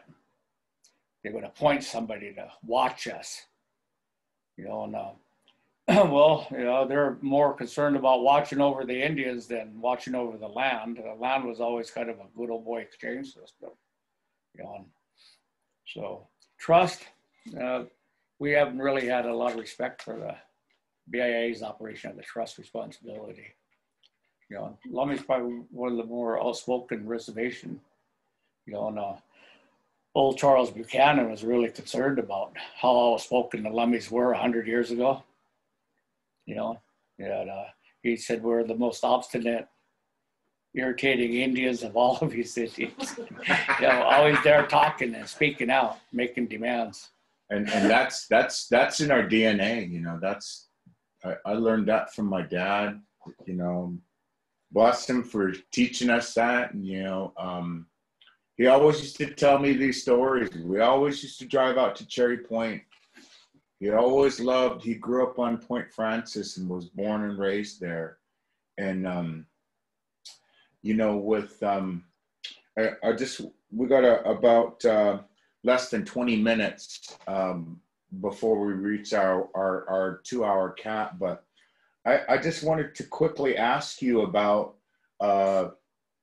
half of Oklahoma is now Indian country, according to the United States Supreme Court. And who would ever thought Neil Gorsuch, a Trump appointee, would recognize that, you know, he said we have that obligation. That is not true. Tulsa is sitting on an Indian reservation. I just wanted your perspective on that because of what you were talking about, how even our own Clackamas, our Lummi reservation lands. I mean, we you know, but I just want to hear what you think of that. I mean, while we got Neil Gorsuch, it's. Well, you know, that before the Oklahoma case, there was Cougar's Den, you know, and the Yakimas were arguing that, look, you know, we cannot bring commerce into the reservation. We can have products coming into the reservation and leaving the reservation, and we have control over that to the exclusion of the state of Washington, especially commerce that's going interstate. You know, and Article 1, Section 8, Clause 3 is basically the Commerce Clause, and it regulates under the Constitution foreign commerce, interstate commerce, you know, and commerce or trade with the Indian tribes. And so, the thing about Cougar's Den is the court said Washington State wants to renegotiate the treaties, but it's not happening in this court. You know, and that was great. You know, I mean, that was a real flag, you know, before Oklahoma, you know, and yeah, Oklahoma, you know, Oklahoma was Indian country. You know, if you go through all the laws, they're talking about Indian country, Indian country, Indian country. You know, that's what they're talking about, Oklahoma. You know, as the United States moved, you know, because we're talking about after the Cherokee cases, the anti-Indians of Georgia and others like that want to eliminate their Indian problem. And so they seek to remove the Indians from their state boundaries. And so, you know, that's the Trail of Tears. You know, and the Indian Removal Act was supposed to be the solution, the final solution to the state problem of Indians. You know, some of those questions on states and federal government's jurisdiction over Indians predated the U.S. Constitution. And part of it was the Great Compromise to get the states to join and to agree on how the House and the Senate would be structured and operating. And concept of people, large state and small states. It was all a part of debated negotiations on new constitutional government. And so Georgia felt like the United States owed them. And so even though it was an ugly thing to do, they succeeded. And so the Indians all end up going to Indian country, which is Oklahoma. That's the Choctaw, Chickasaw, Cherokee, Cree, Seminole were the 5 civilized tribes. They have a large portion of Oklahoma. And then you had the Iroquois Confederacies and other tribes up in the Pacific the Northeast United States, or Northeast United States. You know, so it's not just the eastern, it's the whole eastern seaboard being moved west of the Mississippi and west of the Missouri. They wanted to free up all that land that's east of the Mississippi and the Missouri. You know, it goes all the way back to the original Johnson v. McIntosh case, you know, corporate investors trying to buy Indian land cheaply, getting clear titles so that they can speculate on sales to the public, right? And so all of this just come to a head under the Indian Removal Act. And so the tribes end up with new reservations and new treaties with the United States. And those are passed based on the United States Constitution, Article 2, Section 2, Clause 2. The Senate ratifies those, and and that's national law. That's the supremacy clause of the United States Constitution, Article 6. So it's the Constitution, acts of Congress, and treaties made are supreme law of the land. And so for the court, you can end up have courts that look at it and they would ignore some of that language. They're not going to restrict in the construction of what the language was about. They're going to try to rule what's the public telling us they want, and set some new precedent. But it's pretty good that we're saying we're not going to reinterpret those documents that say what they're not saying, just to satisfy the public, because now you want clear title, too late. I mean, the boundary's still there. It's still Indian country, and it remains Indian country until Congress clearly and specifically removes it by act of Congress. Of course, we claim that, oh yeah, okay, you enter a treaty with us, and then later on you give yourself power to take part of it back, something that we reserved. So there's always that sore part from Indian country. But yeah, that's a good decision, and see what they do with it.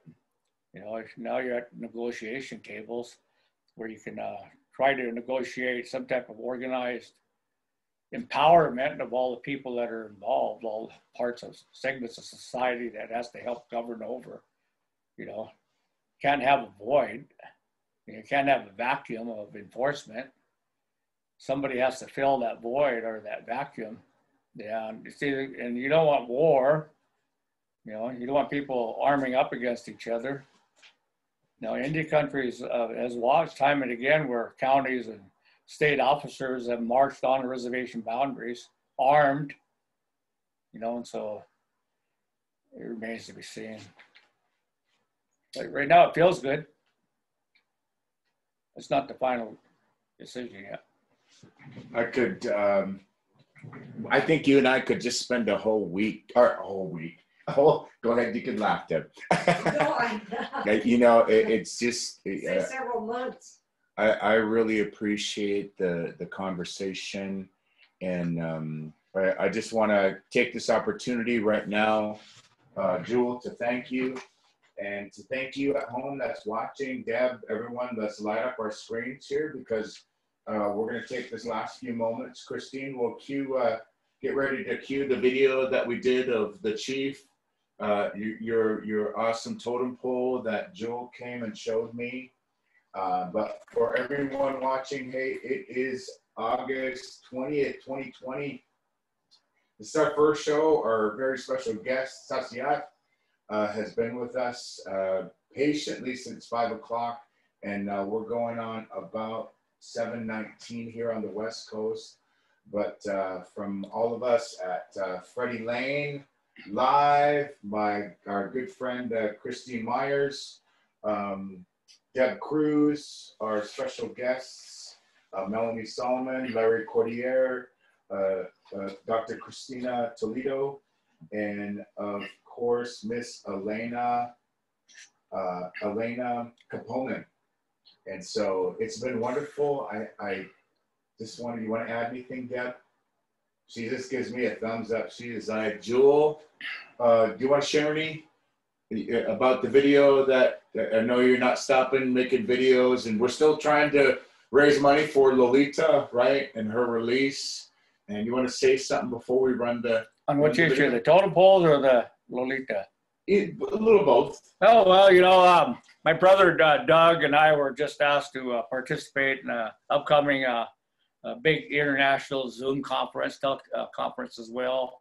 And we're going to be talking about the whales and other animals that are basically litmus test type animals that signal our relationship with the environment and nature itself.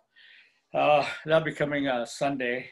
We'll be participating in that. But I know right now with the pandemic, we're kind of disappearing from the eyes of the public. And that's kind of sad because we want to keep the momentum going until that the whale deserves to come home. You know, and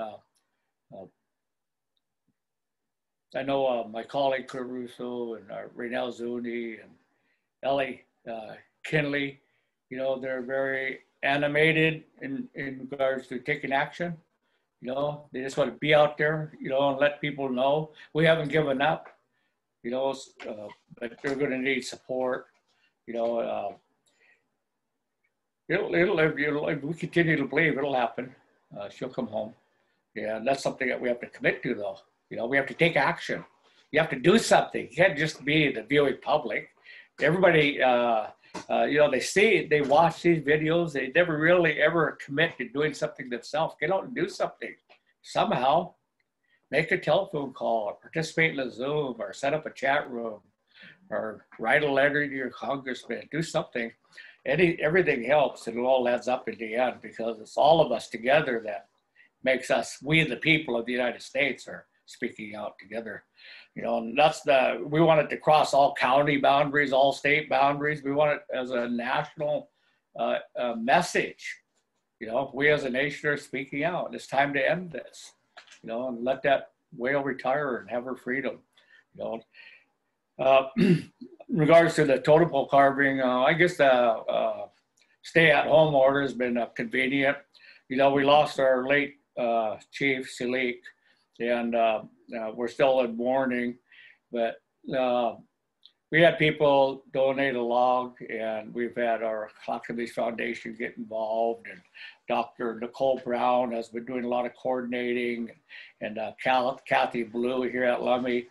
And we talked about the needs to try to get involved in educating the public about pandemics, but also, or maybe it has to do with the chief. And so nobody told me exactly what they wanted, but from the conversation, we, the House of Terriers Carvers, understood they want us to volunteer to do all this. Yes, well, at least the Lummi Business Council orders us to stay home, so we carved a log. Tomorrow we'll be doing the last cuts, and it'll be ready for painting. And it's actually a kind of a semi-square totem. It's carved all the way around, 4 sides. And it's all about the late chief's life.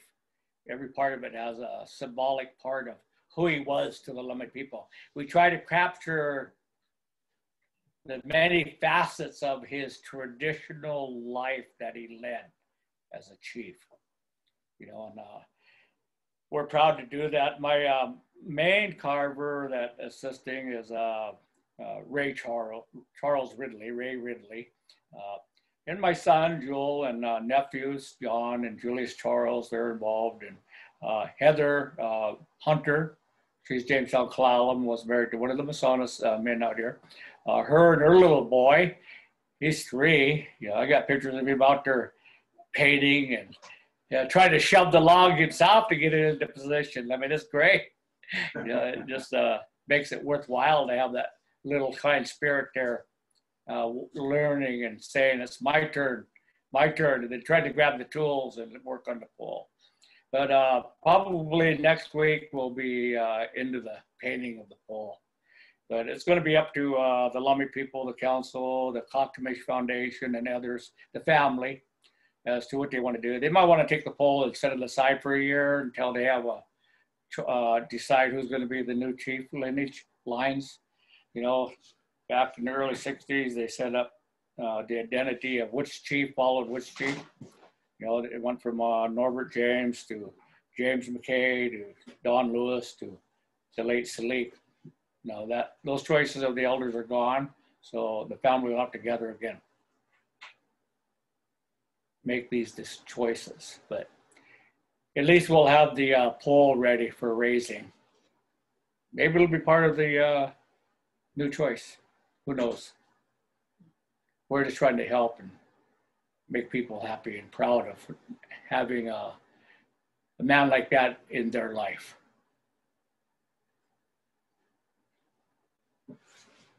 All right. Well, this is our studio. I'm going to give you a little roundabout tour. Thank Deb Cruz. Round of applause. Deb.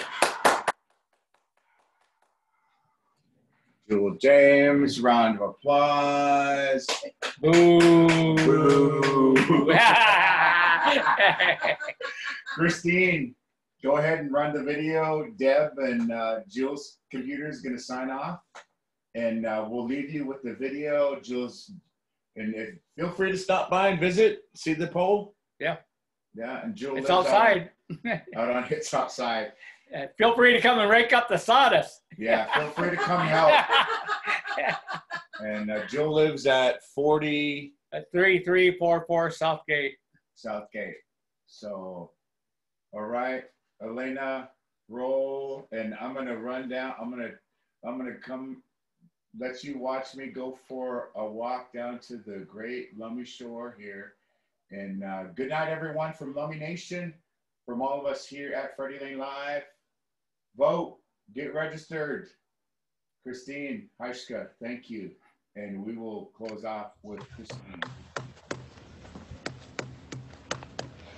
Yeah, what we got going on here, Fred, is the Clackamas Foundation had worked out with some people in Bellingham the donation of this log. They had taken down a second growth cedar in the backyard. 2 houses were cooperating, and just the bottom 20 feet was clear of limbs, and so they knew, based on my estimate, that I'd get 15-20 feet of usable log, maybe down to 12. And so this happens to be a 15-foot chunk of that log. The eagle head is actually made from one of the branches off that log. Okay, and so the first figure we carved on the log, first of all, we're the House of Tourist Carvers, and we have over the years we had a lot of Lummi tribal members that children on up to from anywhere from 3-year-olds to 84-year-olds, and so we've had all variety of elders and youth helping us. Our primary workers on this one so far is Ray Ridley, who comes from the Julius Charles line, and Julius Charles was a carver, and his granduncle Al Charles was a carver. And Ray's helped me with a dozen totem poles over the years, and he's a hard worker. He really likes learning. And then we have Heather Hunter, one of our Skalalam cousins that's been married to Lummi here and has kids up here. And my son Jewel, and we have Ray's son John and Julius Charles, and my son's mom will come up and help paint on it if she's still in the United States. She's down on the Columbia River working. But the thing is that the Clackamas Foundation figured we'd carve something. And they're saying, well, let's do a national poll for the pandemic. Well, this log is too small for that type of campaign. You need a huge log to draw people out on a national campaign. This is a small log, average size for totem art, but it's still second growth, right? Got a lot of knots in it, and it's pulpy. And so, as you can see, we sanded it down, working on that, and we're texturing all the flat surface. They call it negative space. On the top, if you look, you'll see that we have this hovering eagle. He composes the full top. And this part here of this is his wing. This part here is a salmon head design, they call it. Okay, and so this is going to be the eagle head. These are the wings, back, and his tail cluster bends over the back of the totem pole. Below him, we have this Native American male, and he's got a hat on, and you'll see under here, we got this mask on him too, and you can see where it comes up to his nose. Underneath, you'll be able to see his lips and his jawbone from down below when it's all painted. But that's an eagle mask, okay? And the idea was, this is a Salik memorial totem pole for our late chief. He was a storyteller, and we could have put Raven on there, because he's associated with a lot of storytelling. But Bill loved the eagles. He really loved the eagles. He was real close to them outside his home. You know, he just waited for those eagles to land on that tree. Him and his mom would go feed those eagles, you know, and they've done that for years. And that's why we chose the eagle power hovering over him. And so this male figure, that you can see it's got a robe on him, got his hand over his heart, you know, and the hand over the heart represents his love for his people. He loved everybody. He was a gentleman.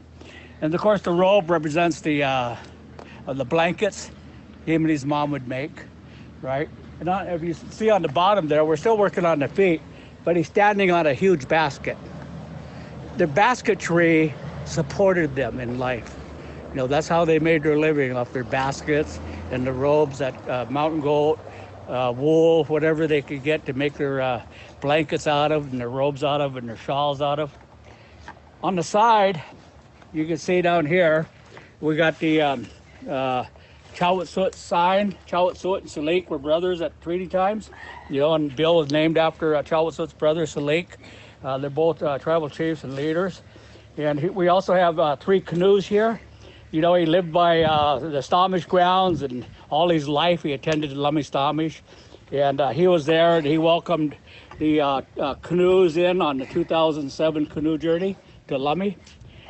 And then we have a killer whale down here on the side. And that killer whale represents his love for the killer whales. You know, he went out and he was able to pray and sing a song and draw them right to the canoe, right to the boat. You know, and he was saying those are our relatives. You know, and don't forget them. And then down below on this, I know it's hard to see right now, and you'll get a better pictures after it's been painted, is the cedar forest. And so we got 5 cedar trees carved, and then a whole bunch of little plants underneath. The plant designs represent the herbs and the medicines that we'd get out of the forest. And of course, Selig and his mom were harvesters. They loved the forest, you know. They go in for berries, they go in for roots, they go in for branches, they go in for cedar bark, you know, yellow cedar, red cedar, you know, and a lot of things out of the forest. Devil's Club they would bring out and use, you know. And they not only loved the forest, but they loved the ocean and the waters. On the other side, we have other figures down here. This design was actually drawn by the late Selig. He drew 2 figures, and one figure represented his Squidillich power. And I was talking to my brother Doug, and he said, no, don't put the Squidillich one on.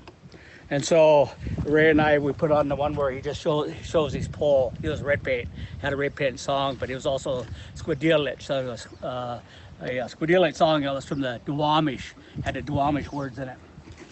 And here, it's hard to say, but we got a duck flying out of the marshes, okay? These are cattail reeds, and this is going to be the water, and there's a duck or a goose flying out. They loved brant, and they loved ducks, and they loved geese. They grew up on them. And we got 3 frogs here amongst the cattails. Those frogs represent Waxium. That's where he lived, the place of frogs. And so on the back side, we have a very large salmon. When he was a little boy, his mom and dad bought salmon down at the river village, Nooksack River Village. And they would smuggle the salmon down to Oregon or up into British Columbia and sell it. And because of that, my parents were able to fish and sell their fish, and we'd have bread and eggs to, you know, so, but they took all the risk. And of course, that was a beautiful place living at the river. There was about 24 homes down there back in the 40s, 50s, and 60s. And till the 70s, people started getting leaving there with hut housing. But then below, and it was a large Chinook salmon because the elders back then loved the Nooksack Chinook. You know, they're 30, 40, 50, 60 pound Chinook. In my lifetime, when I was a little kid, but over time, in my lifetime, they went to hatchery Chinook, 15, 20 pounders. And the elders then would say, well, we wouldn't even eat that. It don't smell right, it don't look right, it don't taste good. they wouldn't eat those hatchery Chinook. They were disgusted with the hatchery Chinook. But now we're happy to get any fish. We can't tell the difference between a wild stock and a Chinook hatchery stock most of the time. Yeah, most of us, right? And so, but they're smaller. And but anyway, then below the Chinook on the backside, we have an otter. And the reason we chose the river otter is because the village he grew up in was a lot of fun. Yeah, they had their trials, they had their problems, but you know, we'd leave home to go stay with our aunts, be with our relatives down there. By April, we're all swimming in the river already, even though it's ice cold, you know, and swim all summer, jumping off the bridges and swim for a mile downstream, even though we could only dog paddle. I mean, there are fishermen all around all the time. And so we'd get hired to help the fishermen rack their nets and clean them. You know, so it was a good thing down the river, you know. We didn't live down there ourselves, but we went there to stay with our aunts and uncles because we loved being there with our cousins. And that's the type of life Bill had. He grew up at the Nooksack River village. And then below the otter, we have wavy lines. And that represents the river itself, you know. And it's symbolic. It's the river of life. He had a good life, you know, and he enjoyed the life he had. And like all families, you know, they had lost. He lost his brother. There was only two sons in the family. And because of the loss at an early age of his brother, his mom kept him really close to her. And for the rest of his life and her life.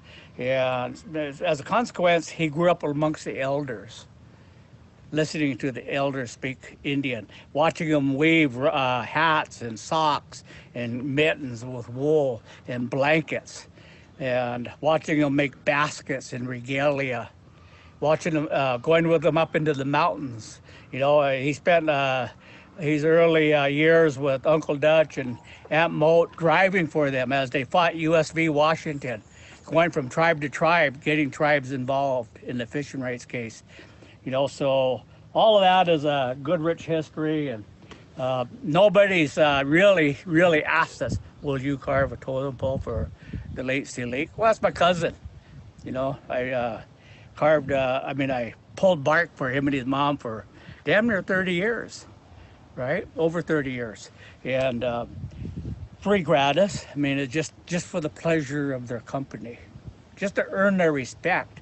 You know, I mean, that's how we thought of them, him and Auntie Fran. And so we're happy to be doing this. We have some more work to do on it. And it's what I'd call really the Kosele style. Okay, it's got a lot in it. And it's going to really be painted with a lot of colors. It's going to really be different from all the other poles I have given to the Lummi Nation, House of Tears given to the Lummi Nation. And so we appreciate you coming over. And I know this is a lengthy conversation, but hopefully you'll be back and you'll see some of the colors emerging. Thank you, Joel. Sasya.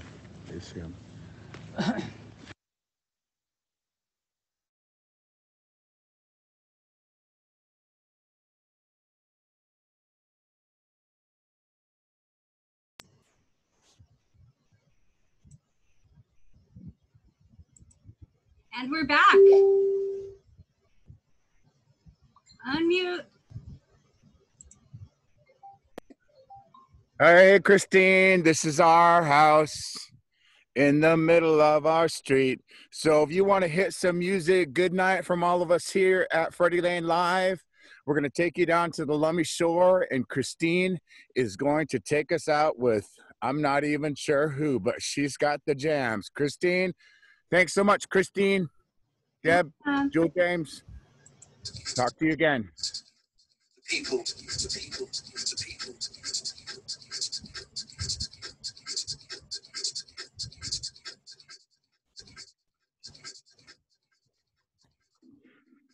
It took on many shapes: the bear, the elk, the antelope, the elephant, the deer, the mineral, the iron, the copper, the coltan, the rubber, the coffee, the cotton, the sugar, the people. And the germ traveled faster than the bullet. They harvest the mountainside, protect the crops, herd the cattle. The people.